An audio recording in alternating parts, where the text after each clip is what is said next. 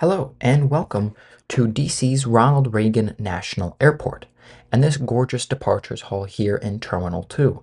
Today, I'll be flying on JetBlue's Embraer E190 in economy class on a short hop up to Boston.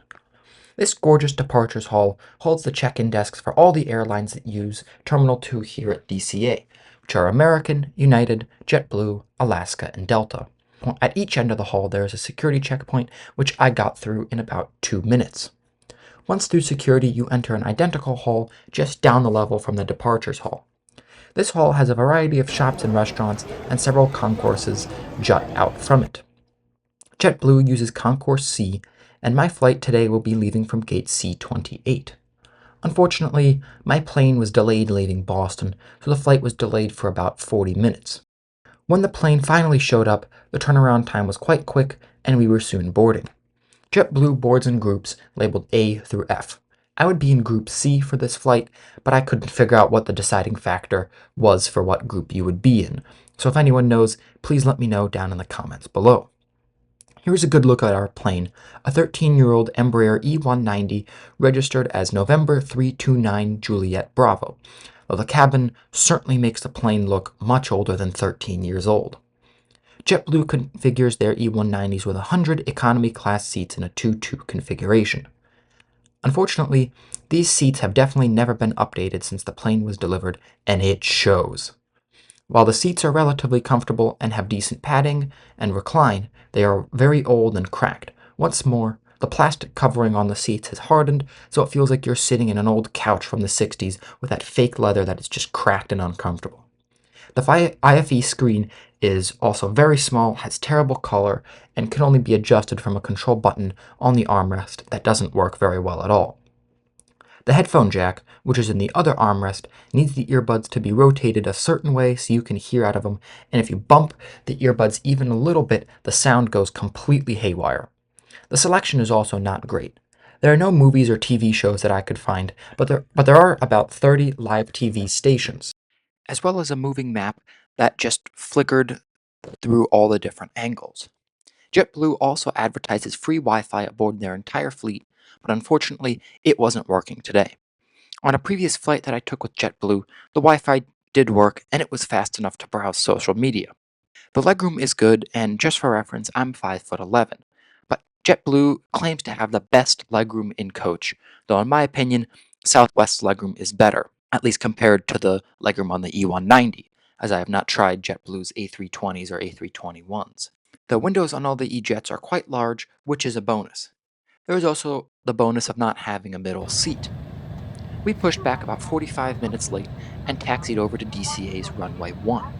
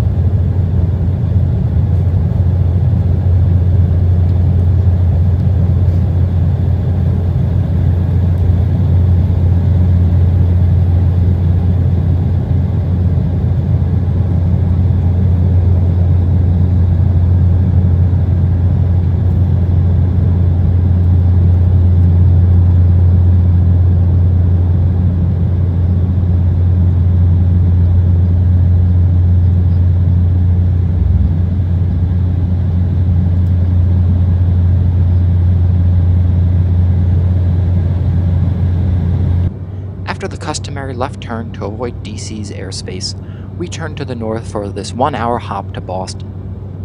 Not long after takeoff, the flight attendant came around offering a variety of snacks and drinks. JetBlue actually has a good selection of snacks, and they had 4 different options available for this short, small flight. I went with some kind of cookies that I later found out were gluten free, but they still tasted quite good. I also got a full can of Pepsi. We also got great views of New York City, as this was yet another cloudless night over the eastern US. Soon after, we began our final descent into Boston, which was great to hear. If this plane was newer, this would have been a great flight. The crew was awesome and very friendly, and the great selection on snacks on this short flight was great to see. Unfortunately, the soft product just couldn't make up for the bad hard product aboard these planes. Cabin is old, and it really shows it. British Airways also operates a fleet of E190s that I flew on a few months ago, and those were in much better shape than these. Luckily, JetBlue recently announced that their E190s will be retired by September 2025, with the tentative last flight being on September 2nd, and these will be replaced by A220s, so at least people won't have to endure these planes for long. Once these planes are gone, I think JetBlue can be a really, really great airline. I've seen and heard so many good things about their hard product aboard their A320s and A321s, which I can't wait to try out.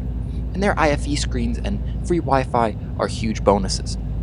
Their fares also tend to be a lot less than the big 3 US carriers, so if price is a deciding factor, JetBlue isn't so terrible that I would recommend staying away. Production delays have absolutely hurt them, as the E190s were supposed to be already retired several years ago, but Airbus has been unable to deliver as many A220s quickly enough, so JetBlue has been forced to keep these older jets flying. I'd love to try out some of JetBlue's other planes in the future to see how the hard product stacks up, and if the soft product really gives them an edge in the US domestic market. We made our way out over the ocean to line up for landing on Boston's runway 27.